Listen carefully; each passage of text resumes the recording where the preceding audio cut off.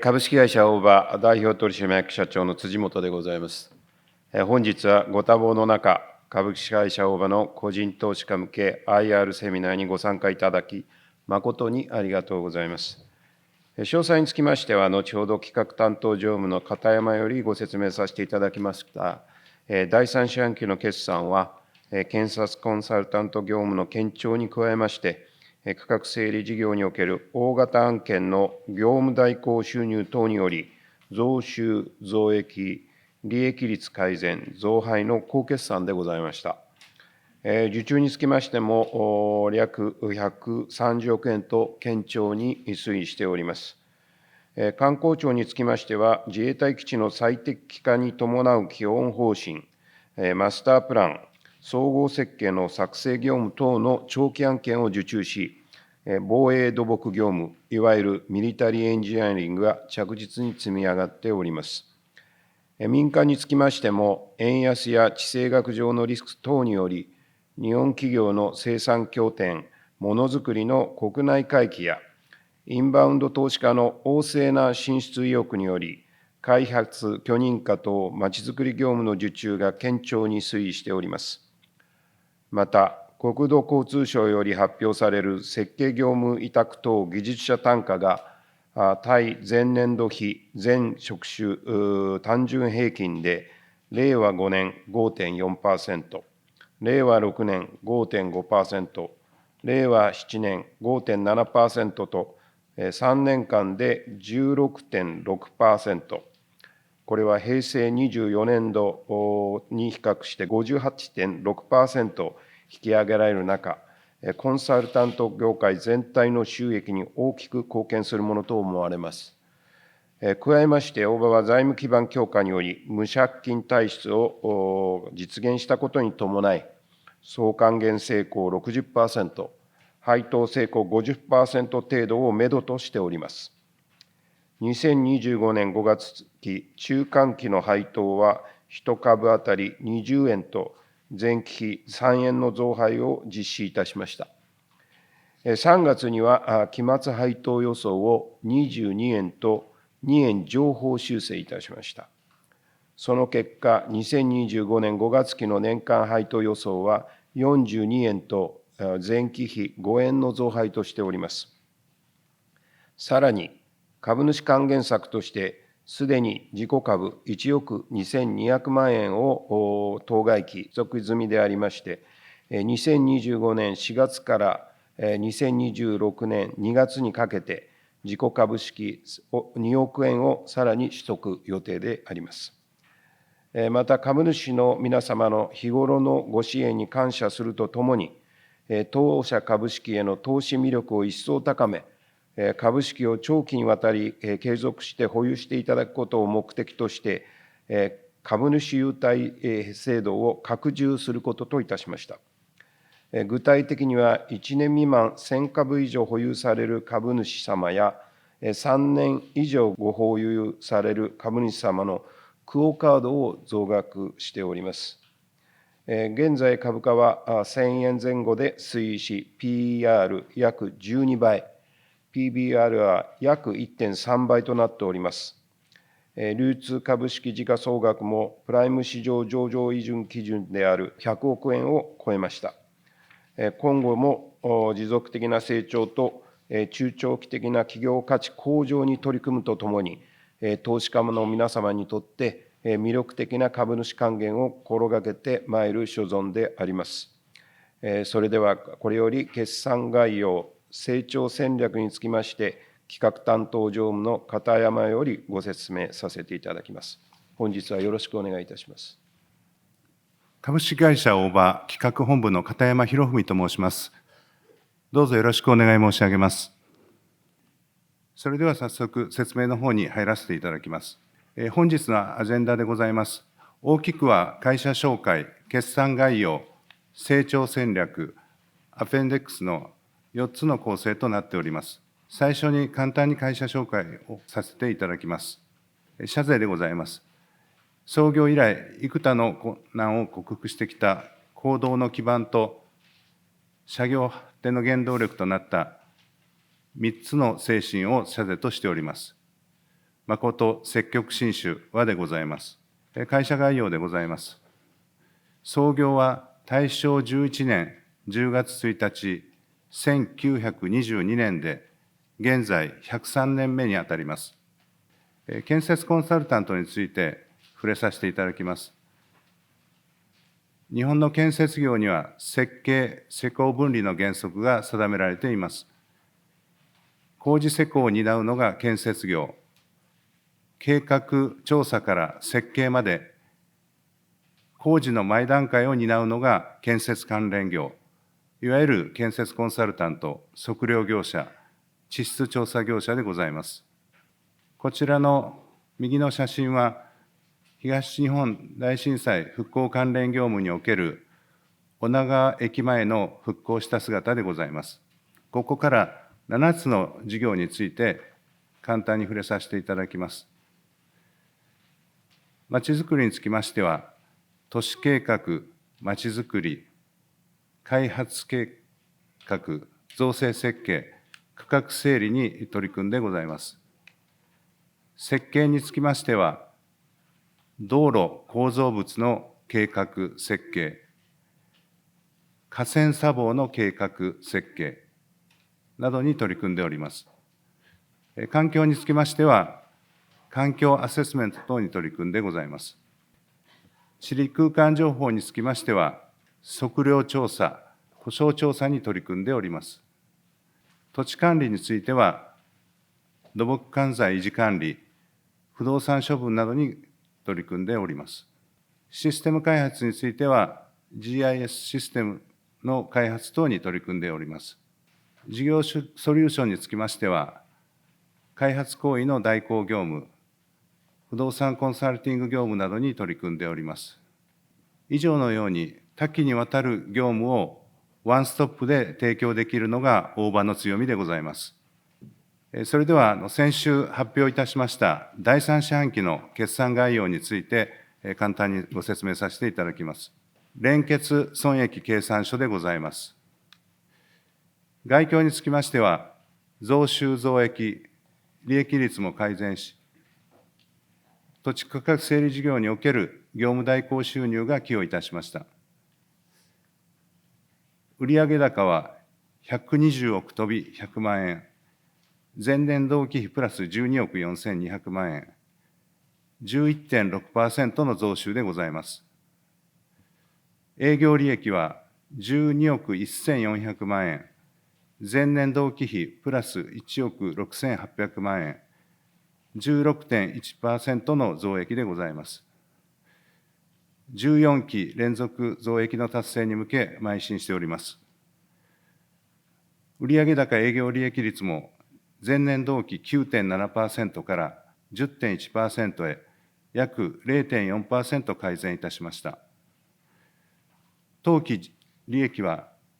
8億6000万円、前年同期比プラス1億4100万円、19.7% の増益でございます。業務区分別の受注高でございます。当社の強みであるまちづくり業務が53億7200万円で、前年同期比 7.5% 増加しております。設計業務がまちづくり業務に次いで36億1200万円と堅調に推移しております。受注高合計は127億9500万円で、ほぼ前年同期並みを確保しております。右側の円グラフにつきましては、業務区分別の受注高の構成比をお示ししております。連結貸借対照表でございます。資産の部は例年同様支出が先行し、現金預金が減少しております。売上伸長に伴い、売上債権、特に工事進行基準に伴う契約資産等が増加しております。負債の部につきましては、借入金は例年同様、期中つなぎ資金により前期末比増加しており、期末に完済予定でございます。純資産の部につきましては、前期末比増加しております。2025年5月期の計画でございます。観光庁につきましては、防災・減災、老朽化した社会インフラの維持管理、国土強靭化、防衛土木への対応など、公共投資が引き続き堅調に推移しており、受注環境はおおむね前年同等で推移しております。民間につきましては、生産拠点、ものづくりの国内回帰と、海外資本参入による産業用地、物流用地開発関連業務などの民間需要の増加などにより、引き続き好調な受注環境で推移しております。区画整理につきましては、官庁、民間ともに大型の区画整理案件の継続受注や、新規地区の立ち上げに注力しており、市街化区域編入を契機とした新市街地土地区画整理事業、業務代行事業などを推進しております。2025年5月期の計画は、売上高175億、営業利益19億5000万円、経常利益20億円、当期純利益14億円となっております。株主還元でございます。中期経営計画で定めた株主還元方針である総還元成功 60% 程度、配当成功 50% 程度をめどとしております。2025年5月期の配当については、中間配当20円、期末配当は3月に上方修正し22円、年間配当予想は42円としております。自己株式の取得につきましては、すでに1億2200万円を取得済みで、今月から来年2月にかけまして、自己株2億円を追加取得予定でございます。株主還元の実績と予想はこちらの表のとおりでございます。株主優待制度の拡充でございます。3月に発表いたしました。株主の皆様の日頃のご支援に感謝するとともに、当社株式への投資魅力を一層高め、株式を長期にわたり継続して保有していただくことを目的として、株主優待制度を拡充することといたしました。具体的には、左側が変更前、右側が変更後でございます。下線部分が変更箇所となります。1年未満の1000株以上のクオ・カードを2000円から4000円に増額いたしました。加えまして、長期に保有していただくことを期待いたしまして、3年以上100株以上500株未満はクオ・カード800円、3年以上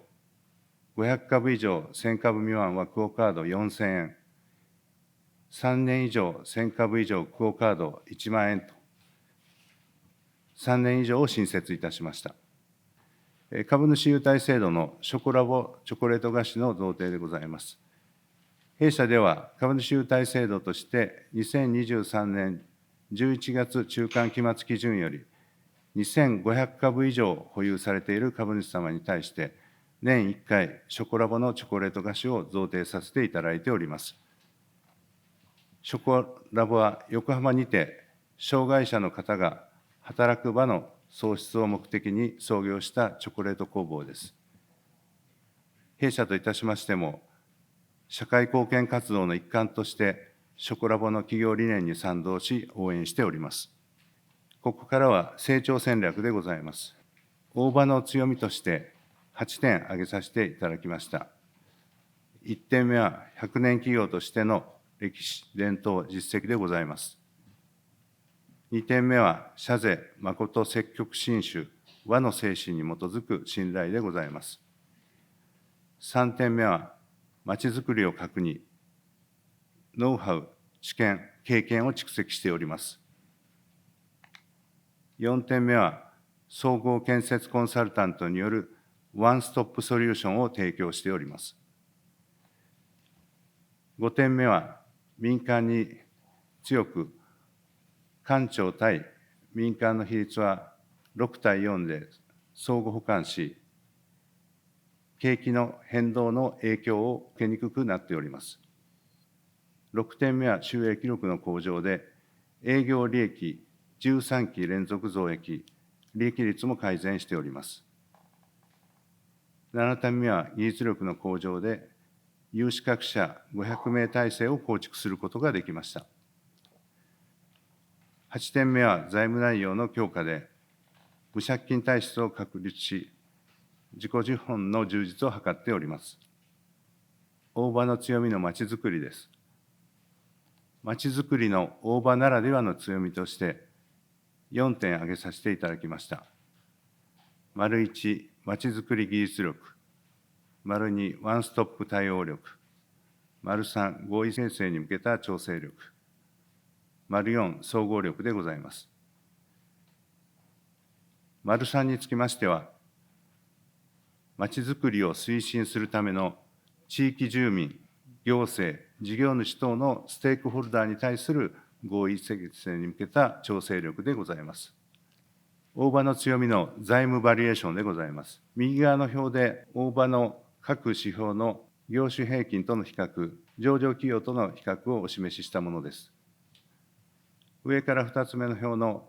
ROE は 11.8%、ROIC は 11%、ROA は 8.4% と、右側の業種平均、東証プライム平均よりも高い収益力を表してございます。一番下の表は株主還元で配当成功 44.2%、総還元成功 52.9% と、業種平均と比較しても高い水準を維持してございます。資本コストや株価を意識した経営でございます。当社は ROE、ROIC を KPI の重要な指標と捉え、現中期経営計画では、2028年5月期の目標を 12% としております。左側のグラフは、当社の ROE と PBR の長期的推移をお示ししたものです。ブルーの線が ROE、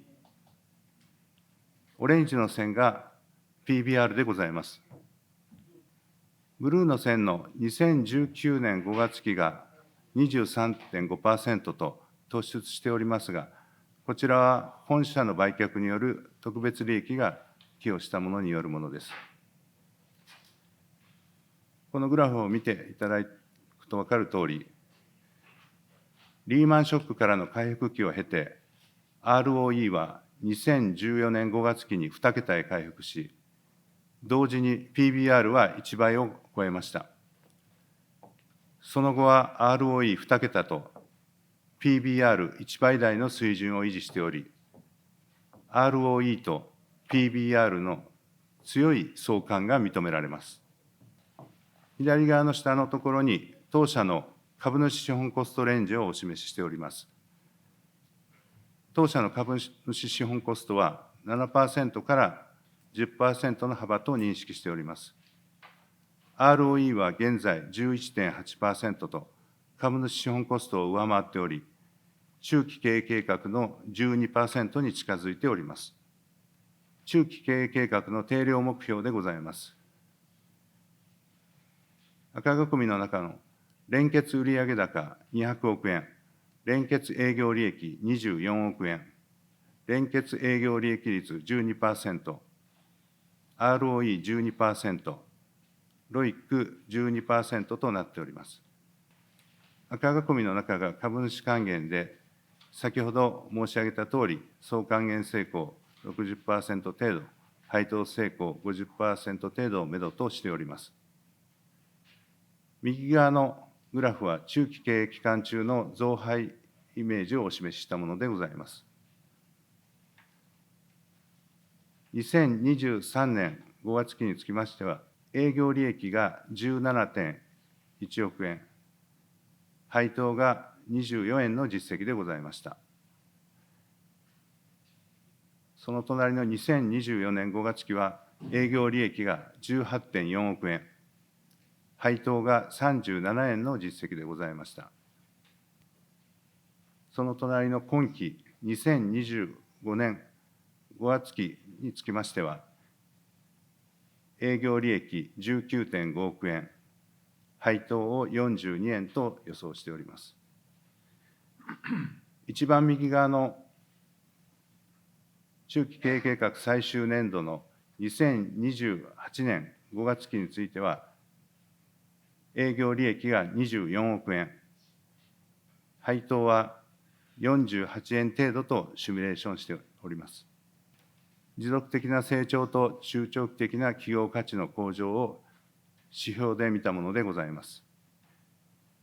一番左側が2012年5月期でございます。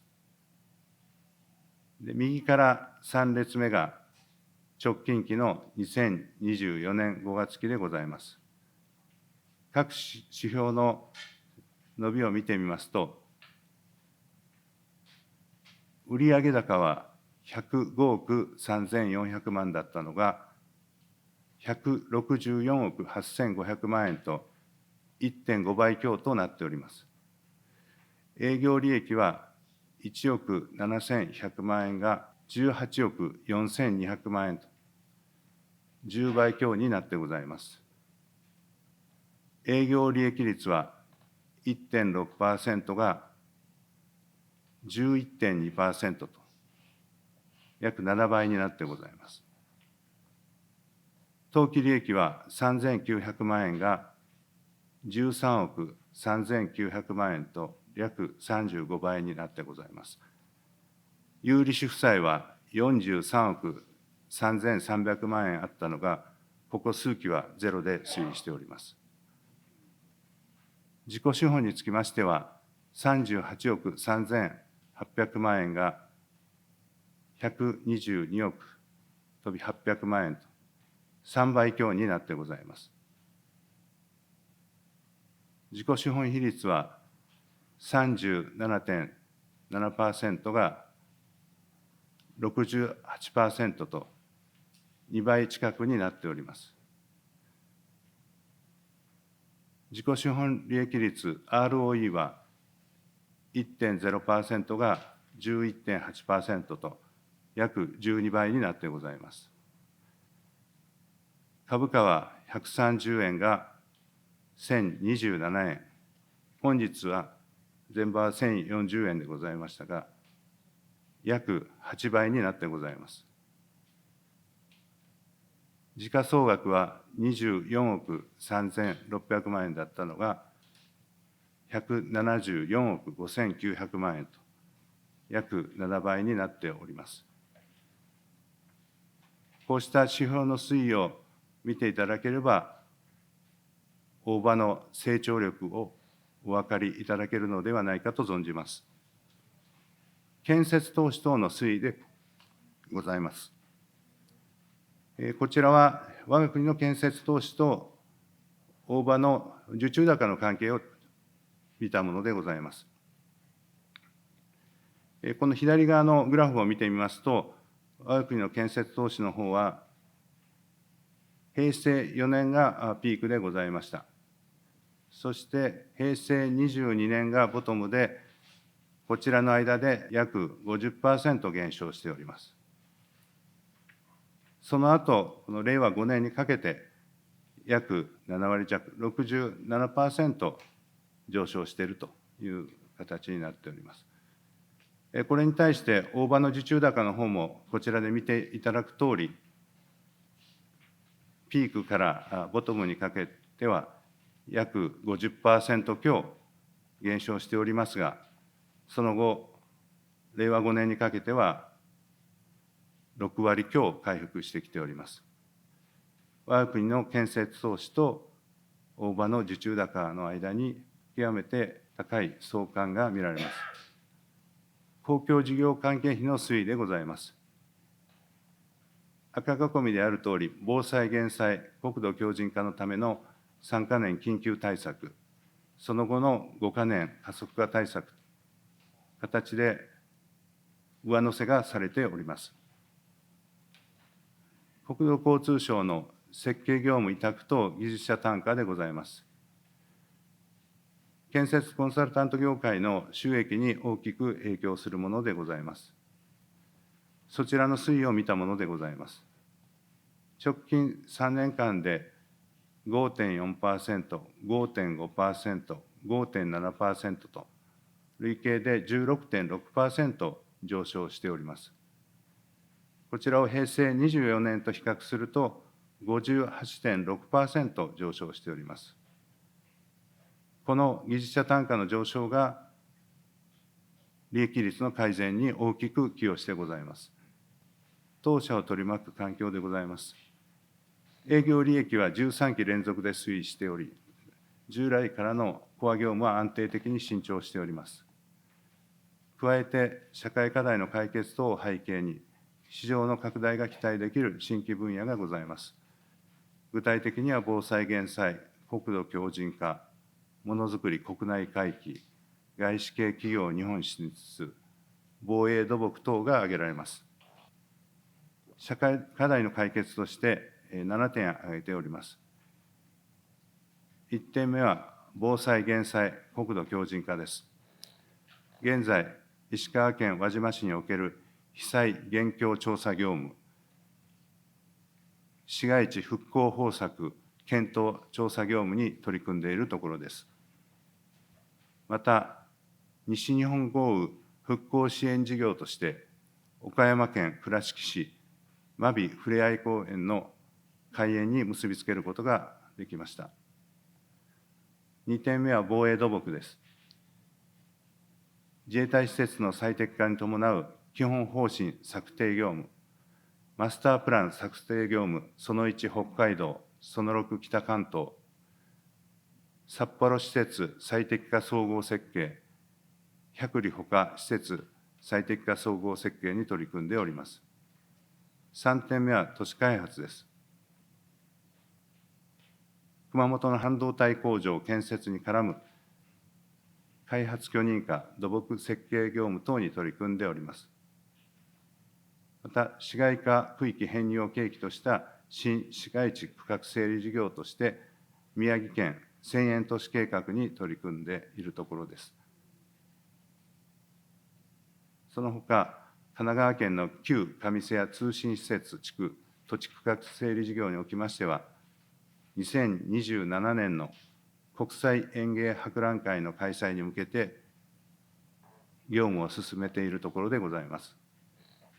4点目は都市再構築です。5点目は環境脱炭素社会構築です。川崎市等々力緑地再編整備、運営等事業に取り組んでおります。6点目はスマートシティまちづくり DX です。7点目は事業ソリューション土木管財業務で、先ほどの区画整理事業に加え、業務内向業務に宮城県千円都市計画の中で取り組んでいるところです。防衛土木と密接関係する防衛関係費の推移でございます。2027年度の予算は GDP の 2% ということで、11兆円程度を予定されております。足元では 7.95 兆円、直近で2025年度は 9.9 兆円と発表されておりました。今後も増加していくことが予想されます。防衛関係費の推移でございます。今後5年間で必要となる経費ですけれども、この緑の枠囲みが防衛土木と密接に関係する部分です。5年間で4兆円ということで、その前の5年間の1兆円と比較すると4倍になっております。令和6年の予算配分でございます。同じく緑囲みが防衛土木に密接に関係する部分でございます。人的資本への投資でございます。赤囲みのとおり、従業員のモチベーション向上策として、賃上げはじめ処遇改善に取り組んでいるところでございます。シニア層の処遇改善にも取り組んでおります。人的資本投資による技術力の強化として、有資格者の増加に取り組んでおります。その狙いは、機械受注特定率の向上とコンプライアンス意識の向上でございます。2024年5月期は有資格者509名になり、500名体制を構築することができました。中期経営計画の最終年度、2028年5月期は650名体制を目指しております。技術上の向上の結果として、各種表彰をいただいております。45ページは国土交通省からの表彰です。45ページ、46ページ、47ページは外部機関からの表彰でございます。ここまでが表彰でございます。有資格者の増加や、この外部機関等からの表彰は、技術力向上を見える化したものであると考えております。M&A 業務提携でございます。2023年5月に大場直測量を子会社化いたしました。親会社との幅広いシナジー効果を発揮しております。また、当社グループ内の内製化に寄与しております。2024年8月にはパシフィックコンサルタンツと業務提携を行いました。両社の強みを生かし、多様化する社会課題に対し、より一層最適なサービスを提供することを目指してまいります。こちらは新たな100年に向けてのメッセージでございます。51ページも同様でございます。後ほどご覧いただければと存じます。最後にアペンデックスでございます。53ページをご覧ください。こちらにつきましては、東洋経済の指揮法におきまして、国土強靭化銘柄として大場が注目された記事でございます。株大全2025年で株主優待ランキング8位に選出されました。この後、優待制度の拡充も行っておりますので、さらにランキングが上がることも予想されます。民株アワード2023に選定されました。民株アワードは国内最大級の金融資産形成情報メディア、民株が年に一度4000以上ある銘柄から規模や業種を問わず、今後が特に期待されるものを選定、表彰する制度でございます。こちらに選ばれたということでございます。駆け足になりましたが、私からの説明は以上でございます。ご清聴ありがとうございました。